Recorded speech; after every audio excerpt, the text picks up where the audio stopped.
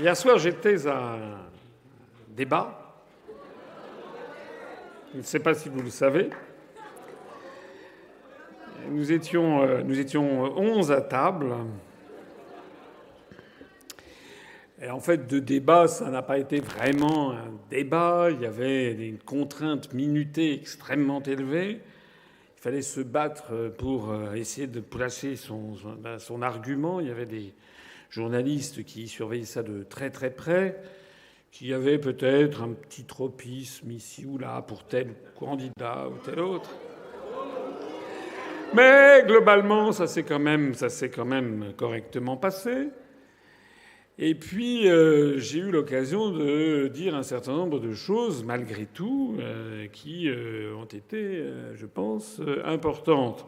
En particulier, je suis arrivé un petit peu à ce que je m'étais fixé comme objectif. Le premier objectif, c'est qu'il a quand même été beaucoup question de l'Europe et que j'ai eu à l'occasion, à 3 reprises, de montrer devant les caméras le rapport sur les grandes orientations de politique économique du 18 mai 2016 de la Commission européenne qui fixe ce que doit être la politique du gouvernement français en 2017, quel que soit le président de la République que vous élirez en avril, le 23 avril et le 7 mai, sauf si c'est moi.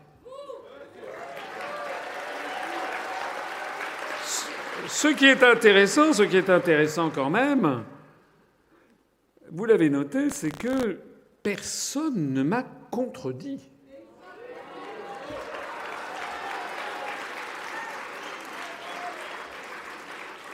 C'est tombé dans un silence de cathédrale. Une fois, 2 fois, 3 fois. Et donc, en revanche, ce qu'il faut savoir, c'est que pendant la nuit, on a eu des milliers de connexions, des pointes à 1800 connexions. Même encore à 3 heures du matin, on avait 600 connexions à tout instant sur notre site de gens qui allaient consulter le rapport sur les grandes orientations de politique économique sur le site upr.fr. Et ça continue aujourd'hui, d'ailleurs, avec des gens qui découvrent l'UPR, qui découvrent ses analyses. Donc ça, c'est un premier point, et je vais marteler, je vous invite à marteler aussi autour de vous, en tout cas ceux d'entre vous qui sont d'accord avec moi, puisque cette réunion est ouverte à tout public, donc il y a aussi peut-être des gens qui ne sont pas d'accord. Mais je vous invite à vous renseigner sur ce rapport et puis à le faire connaître autour de vous, puisque, semble-t-il, les médias ont décidé de ne jamais en parler aux Français. Donc il faut bien que quelqu'un en parle aux Français, n'est-ce pas ? La deuxième chose que j'ai notée, c'est que ils étaient gênés vis-à-vis de moi. Lorsque j'ai attaqué M. Fillon sur le fait que son parti politique est en faillite, ils ont 67 millions d'euros de dettes, les Républicains, et une situation de fonds propres de moins 29 millions d'euros, ça veut dire qu'ils sont en faillite, ça veut dire qu'ils ne peuvent exister que parce que des banques, en permanence, font des crédits revolving aux Républicains. Quand je lui ai fait remarquer ça en disant que c'était quand même un peu fort de café qu'après ils prennent la pose du grand gestionnaire qui va redresser les finances de la France alors qu'il n'est même pas capable de gérer sa boutique, vous vous rappelez ce qu'il a dit ? Il a dit « Ah oui, mais c'est pas moi, c'est pas de ma faute, c'est pas moi qui m'en occupais ». Ça vous donne d'ailleurs une bonne image de la solidarité qu'il y a au sein de ce mouvement politique.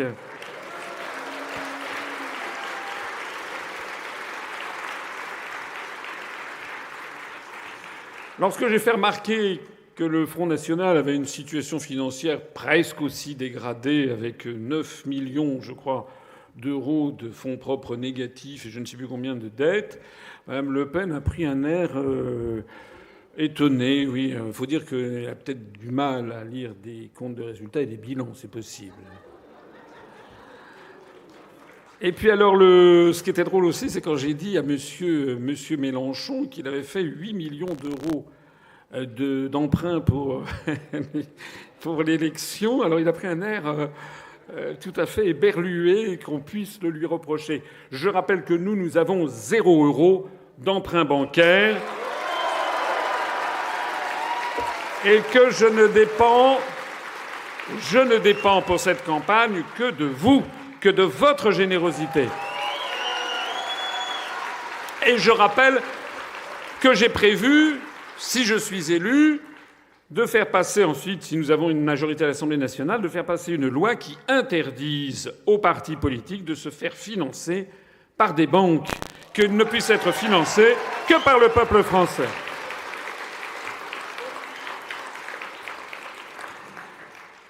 Eh bien, une troisième chose qui a été importante aussi, c'est que finalement, eh bien, les masques sont tombés. C'est-à-dire que, à la fin des fins, lors de ma péroraison finale, comme on dit, dans un discours, eh bien, il a été clair pour tout le monde qu'autour de la table, parmi les 11 candidats, j'étais le seul candidat qui propose de sortir de l'Union européenne par l'article 50 dès mon accession au pouvoir, puisque Madame Le Pen, qui maintenant reporte la sortie éventuelle de l'euro aux élections allemandes, puis aux élections italiennes de 2018, peut-être même aux élections au Guatemala en 2021, eh bien, tout ceci fait que désormais, ça reporte au moins d'un an, 1 an et demi, la sortie de l'euro.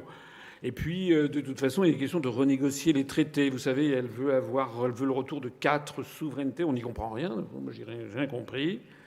Parce que je n'ai pas eu le temps hier. Je ne pouvais pas tout dire. Je ne pouvais pas sortir non plus des blagues à tout moment. Il fallait quand même rester sérieux. Et vous savez, il y a un joli proverbe turc qui dit « on n'est pas un peu enceinte ». Une femme, elle est enceinte ou elle ne l'est pas. Ben, c'est pareil pour un État. On n'est pas un peu souverain. Voilà. Donc Mme Le Pen, elle veut récupérer 4 éléments de souveraineté. Mais ça veut dire quoi, ça? Un peuple, il est souverain ou il ne l'est pas. Monsieur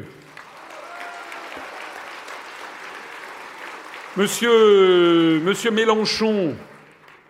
Monsieur Mélenchon a dit clairement qu'il ne... Pas clairement, si j'ose dire, parce qu'il veut sortir des traités européens, ce qui ne veut pas dire sortir de l'Union européenne. Vous connaissez cette histoire? C'est comme si on disait, je sais pas...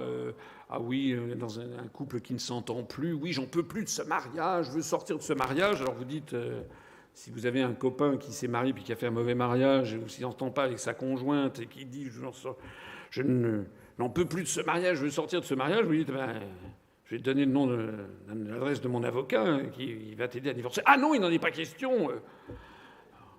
Voilà. Ça, c'est M. Mélenchon.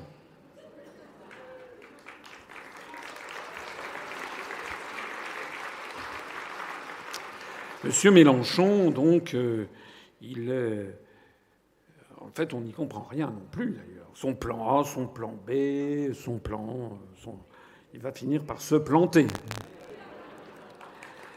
Alors, il y a aussi Monsieur Dupont-Aignan. Monsieur Dupont-Aignan, lui, il était à côté, il a expliqué à un moment qu'il allait récupérer les 9 millions d'euros de plus qu'on donnait à l'Union européenne par rapport à ce que l'on reçoit.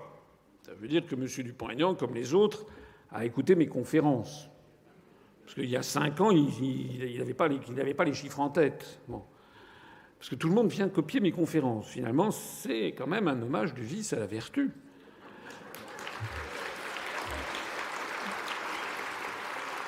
Sauf que M. Dupont-Aignan ne veut pas sortir de l'Union européenne.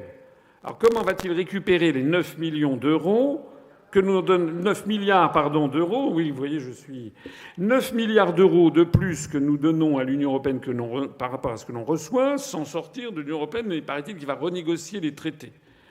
Vous imaginez comment on va renégocier les traités? On va dire, alors voilà, on va tout renégocier, puis en fait, vous allez maintenant tout céder, ce que depuis 60 ans, vous avez refusé de céder. Et pour qui? Pour moi, M. Dupont-Aignan. Voilà. Vous imaginez la crédibilité du truc. Voilà.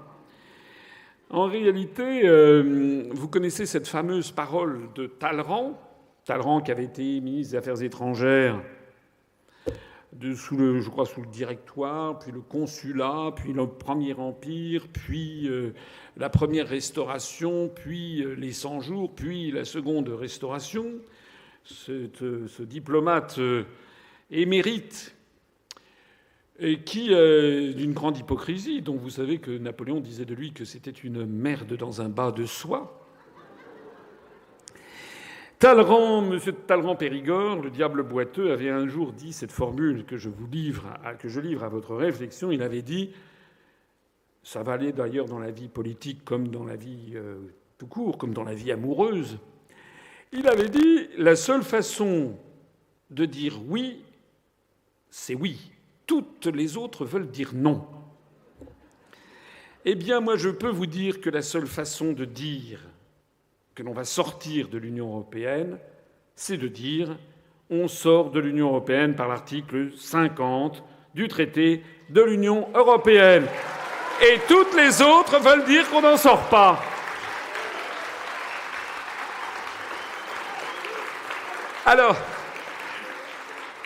Alors, moi, il m'a semblé que j'avais quand même marqué pas mal de points pendant ce débat. Puis alors, on est rentré dans la loge, puis on était à peine sorti du plateau qu'il y avait déjà un sondage BFM qui indiquait que j'avais été le plus mauvais et que le meilleur avait été M. Macron. À partir d'un sondage fait auprès de 1054 personnes, choisies on ne sait comment, voilà, salariés de BFM sans doute, j'avais quand même trouvé ça un peu fort de café. Enfin, c'est quand même un petit peu, voilà, j'avais quand même trouvé ça un peu raide, parce qu'on est fatigué quand même quand on sort d'un débat comme ça, qui est quand même un débat avec à haute tension. Et puis finalement, aujourd'hui, j'ai retrouvé le sourire. J'ai retrouvé le sourire d'abord parce que j'ai vu qu'il y avait des sondages en ligne. Alors ça dépend des sites.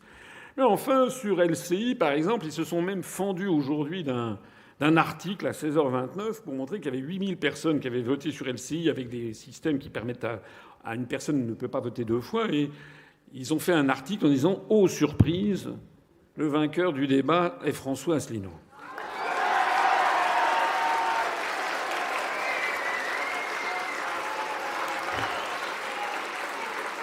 Alors, il y a d'autres sites où on me donne deuxième, etc. Mais enfin, en tout cas, je me suis rendu compte que finalement, j'étais sans doute pas le plus mauvais dans ce débat.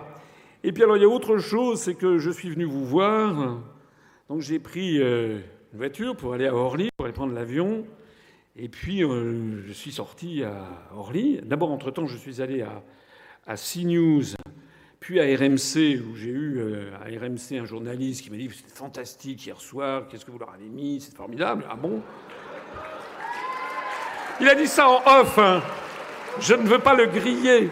Il a dit ça en off. Il a dit « Vous avez bien fait de rappeler qu'on ne peut pas sortir des traités parce qu'il faut la double unanimité à 28. » Monsieur Brunet m'a très gentiment d'ailleurs questionné, et ça faisait plaisir à voir. Auparavant, j'étais allé au MEDEF où, à part M. Pierre Gattaz, qui faisait un petit peu la tête, j'ai quand même été très gentiment accueilli. J'ai été applaudi d'ailleurs par les gens quand je leur ai notamment expliqué comment fonctionnait l'euro, ce qu'au MEDEF, ils ont l'air de ne pas bien savoir d'ailleurs. Alors j'arrive ensuite à l'aéroport à Orly, et alors là, je descends avec Cédric, mon ange gardien du ministère de l'Intérieur. Et aux surprises, il y avait à peu près une personne sur deux qui me regarde. Alors ça, c'est tout à fait nouveau. C'est flatteur pour mon narcissisme. Mais en fait, je me suis rendu compte que passer à une émission comme ça, ou qui est visionnée peut-être par 10 millions de téléspectateurs, d'un seul coup, ma notoriété a fait un bond extraordinaire au cours de la nuit. Et je croise un député que je ne connaissais pas et qui me tombe dans les bras et qui me dit « Tu as été très bon hier soir ». Je me suis renseigné pour savoir qui c'était. Un député du Parti socialiste, d'ailleurs, qui cherche peut-être déjà à se recaser. Et puis, après ça, on monte dans l'avion. Et puis, dans l'avion, écoutez... ma modestie naturelle, on souffre. Parce que depuis le commandant de bord jusqu'à toutes les hôtesses, tout le monde était là en disant « Vous avez été fantastique hier soir, est-ce que je peux avoir un autographe ?» etc.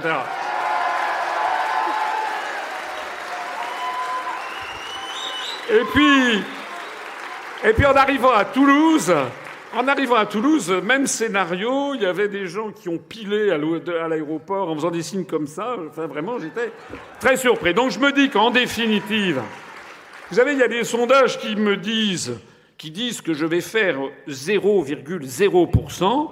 Donc je me dis, vous êtes 0,0%. Voilà. Alors, comme vous le savez, puis il faut quand même que je commence mon propos, parce que sinon c'est une petite conférence qui ne dure que 6h30.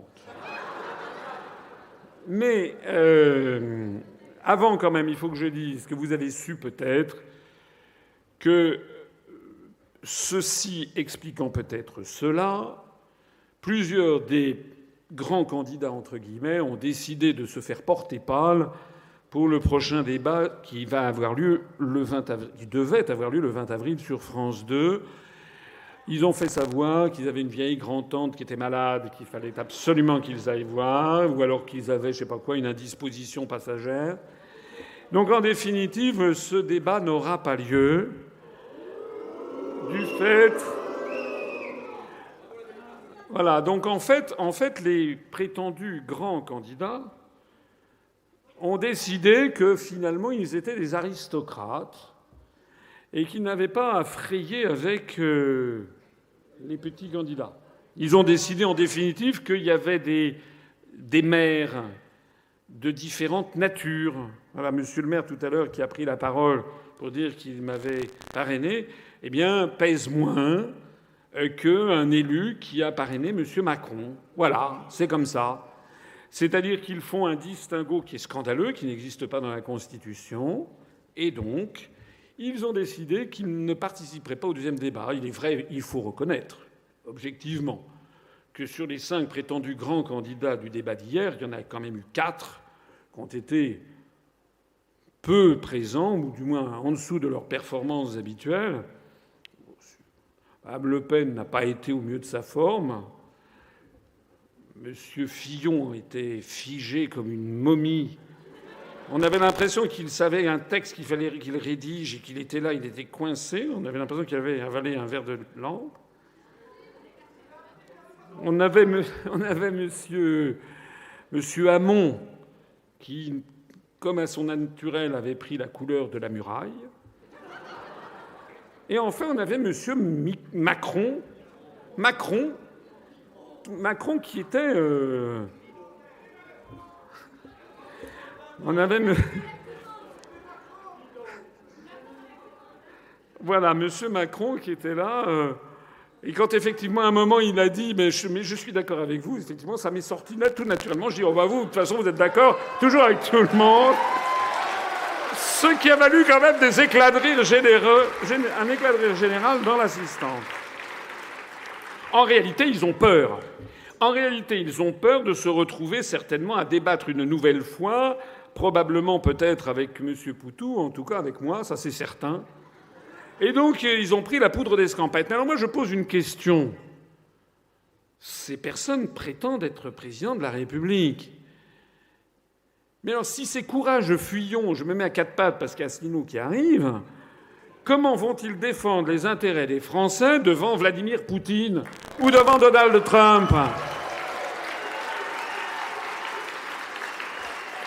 ou devant le président Xi Jinping ou devant la première ministre britannique, Mme Theresa May? Ça n'est pas bien. Quand on prétend aux plus hautes fonctions, quand on prétend être le garant de l'indépendance nationale, puisque c'est le titre même, le pouvoir même fixé au président de la République, le garant de l'indépendance nationale et de l'intégrité du territoire, la moindre des choses, c'est que quand on prétend être le chef de la diplomatie et le chef des armées, eh bien la moindre des choses, c'est que l'on ne se défile pas, n'est-ce pas ? On prend pas la tangente face à un débat sous des motifs fallacieux. Je pense que les Français comprendront ce qui se passe et que les prétendus grands candidats sont en fait des candidats extrêmement pleutres qui ne refusent d'avoir un débat franc devant les Français.